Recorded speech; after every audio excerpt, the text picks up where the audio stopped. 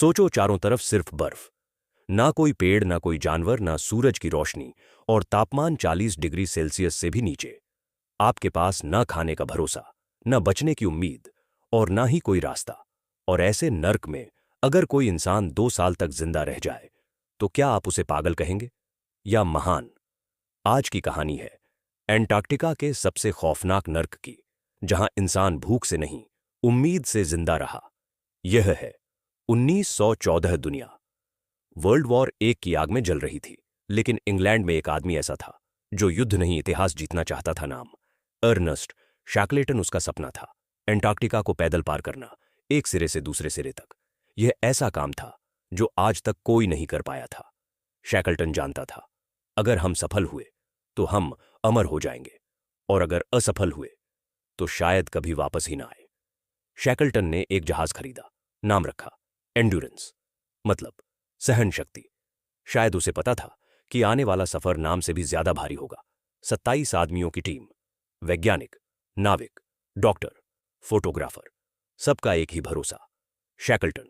जनवरी 1915 endurance Antarctica के करीब पहुंच चुका था, लेकिन तभी समुद्र जमने लगा। बर्फ की मोटी चादर जहाज को जकड़ने लगी। दिन, हफ्ते और फिर महीने बीत गए। जहाज आगे नहीं बढ़ सका, और फिर एक डरावनी आवाज आई। बर्फ का दबाव इतना था कि एंड्योरेंस की लकड़ी छिटकने लगी।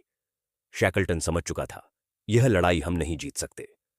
अक्टूबर 1915, एंड्योरेंस टूटने लगा, और फिर जहाज डूब गया।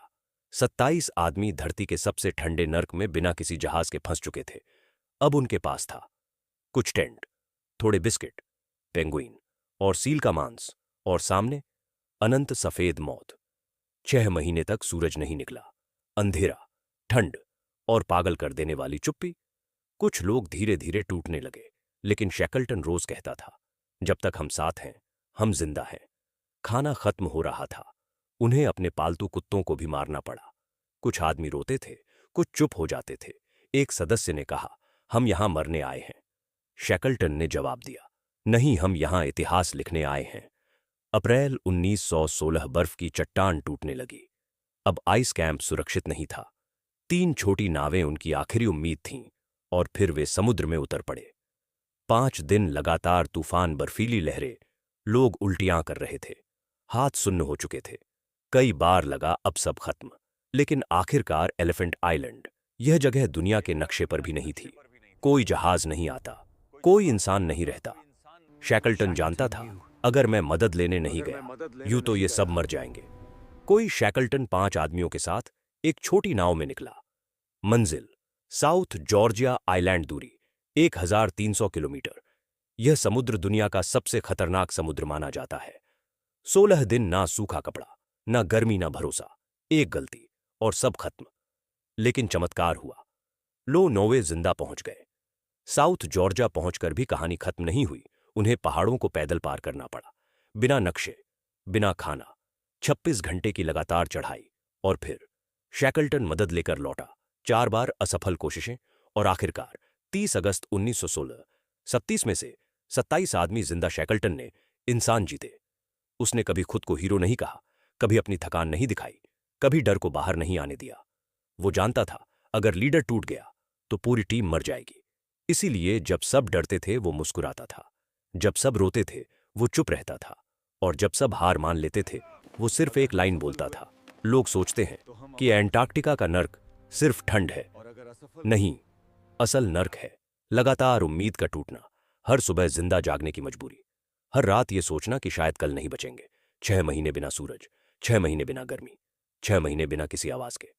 कुछ लोग खुद से बातें करने लगे, कुछ लोग चुपचाप दीवार घूरते रहते।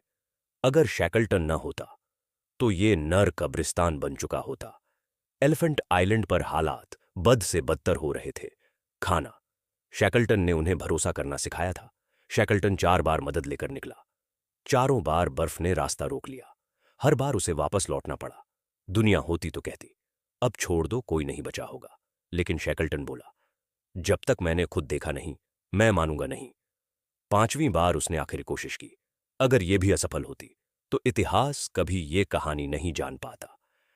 30 अगस्त 1916, जहाज एलिफेंट आइलैंड के पास पहुंचा। दूर से एक आदमी चिल्लाया, शिप। शिप। सब दौड़े, और जो देखा वो किसी चमत्कार से कम नहीं था।